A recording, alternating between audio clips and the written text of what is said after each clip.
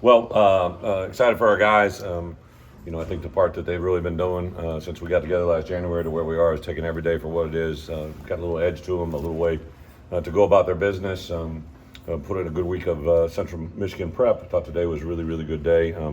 We prepared for wet weather. I know earlier in the week there's a little higher percentage chance, work some wet ball weather during the course of the week. From a health standpoint, we actually probably going to be healthier than we were last week. T. Strain will not only he played a couple snaps last week on special teams, but he'll be playing from the line of scrimmage. He'll start on a couple phases for us.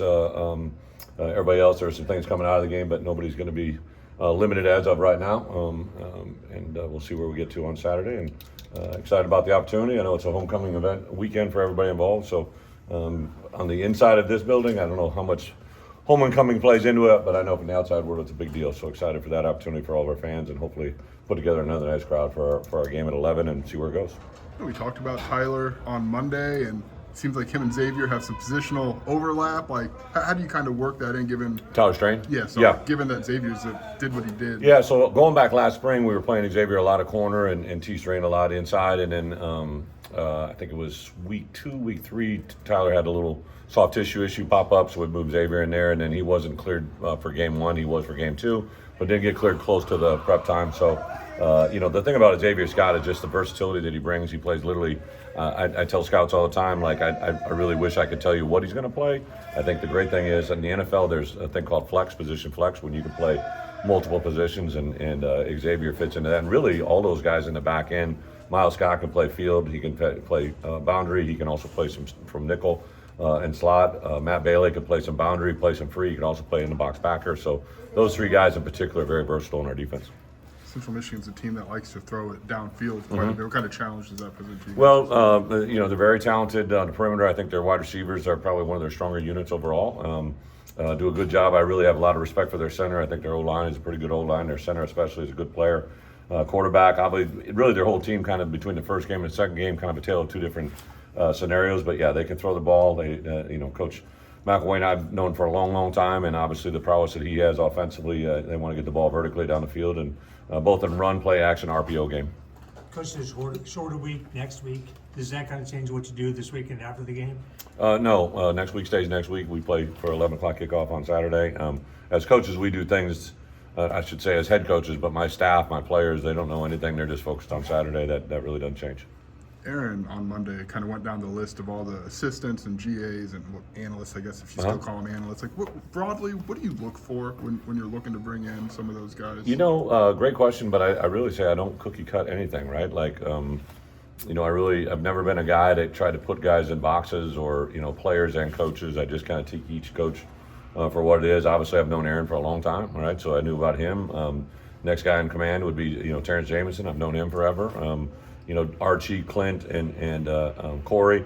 Corey I knew because I began to hear about him in recruiting when he was a high school coach, and then I saw the transition to Toledo and saw the results there. Archie was strongly recommended by several coaches on the Houston staff, some people that we crossed over that he didn't even know we knew each other. Clint kind of came about through an agent that I kind of reached out and commonality traced. A lot of our off-the-field guys, Trent Harris played for me at 2 different organizations. Grant played for me at Arkansas. Myers, his dad, Mark Hendrickson, was out of practice today, was a guy that I coached with. I knew him when he was 4 years old. He became a head coach.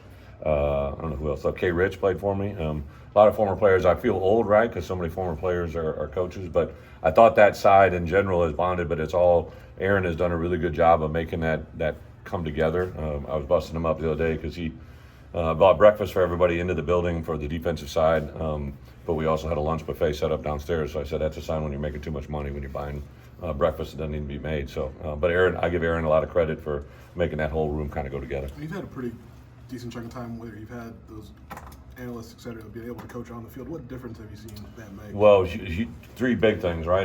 The group of coaches we have now are all coaching, which for us, we've always done it by the book. I think other places maybe haven't always followed that same path, but to get those guys now on the field, simple thing like Dana Dimmel on offense, Myers Hendrickson on defense, those 2 guys have both been head coaches. They see things so much different.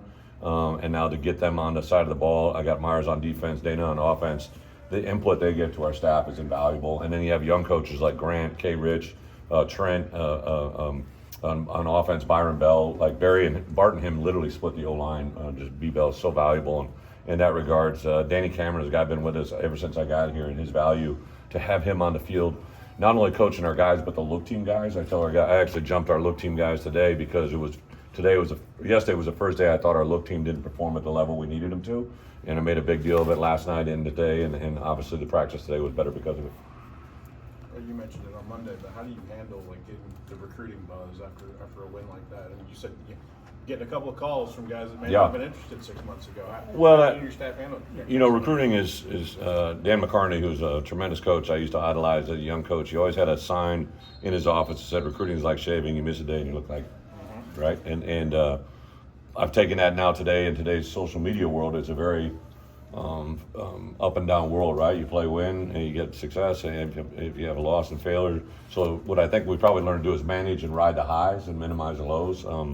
But also there's certain guys that just, certain guys that are high priorities on our list. You kind of know when they're available, when to hit them, when to. Some guys, there's been kids that the world has changed so much. I had a great player at the University of Iowa named Aaron Campman, who was a great player for us there. I literally wrote that guy for 365 days in a row. When I went on vacation, I had a letter every day. Our secretary would send it, right? Now, today's snail mail doesn't work that well, right? Because you can't get it there. So there's guys that you'll send a daily, maybe a motivational quote, a GIF, a video, find out who their best NFL player is and send them NFL clips of him.